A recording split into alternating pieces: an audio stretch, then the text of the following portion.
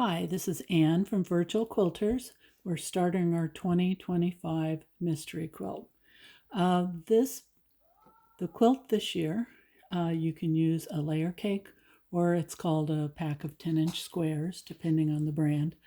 And that is fun because you won't have big challenges picking colors when you don't know what it's going to look like.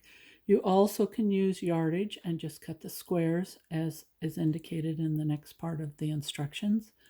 And you can use scraps as well. So I'll talk a little bit about each, but first I wanted to show you some of the choices with the fabric. So I picked out a couple layer cakes that I have in my stash. And for, as I mentioned before, for the throw size, it uses 42 10-inch squares, which is the size of most layer cakes. So if you want to be efficient, that's one way to go. But I also have done the math and added the dimensions and what you need for baby size lap quilt, twin, queen, and king. So they're all right there, and this chart will be what you'll use to make it, and we'll just keep adding to it each month. The mystery quilt will go from January to June. The reveal will be in June. So we're going to start with some choices of fabrics.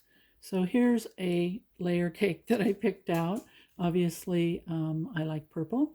So that is for, you'll use the number of squares it says on the chart that I just showed you. And then you're going to have two background fabrics, background fabric A and background fabric B.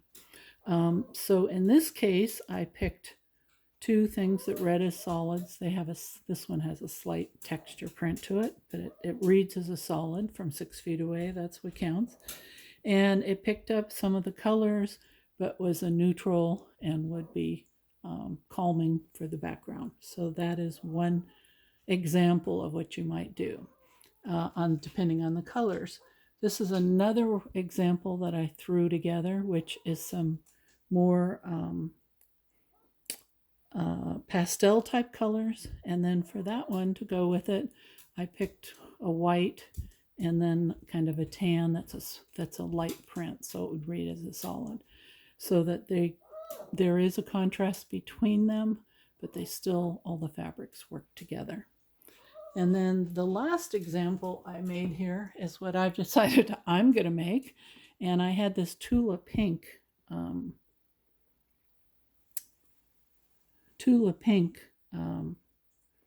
layer cake, and it's pretty bold, as you would expect with colors.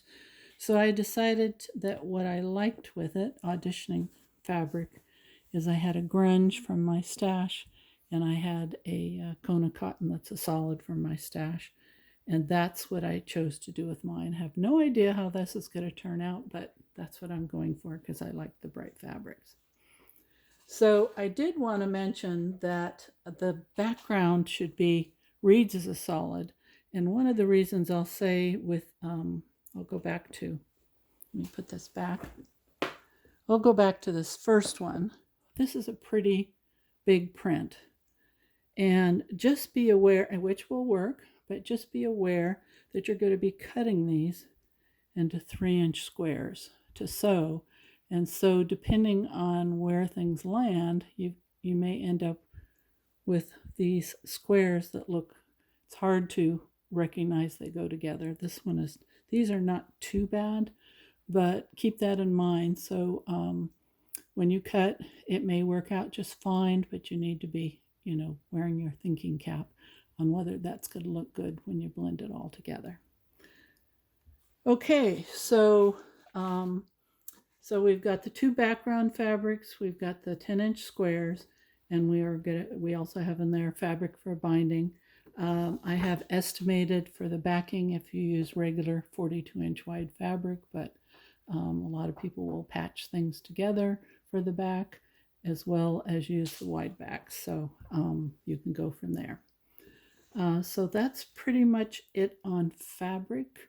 If you decide to use scraps, you would just use the sizes that you want, 3.5-inch squares and 3-inch squares, And we do mention here that a tip is to organize them when we cut them. We'll get into that more. Organize the squares into one 3.5-inch square and three 3-inch squares that would be the same fabric or color. So when you're working with your scraps, that would be a nice way to make sure that it comes out looking good. And the next video will be your cutting instructions. Thank you.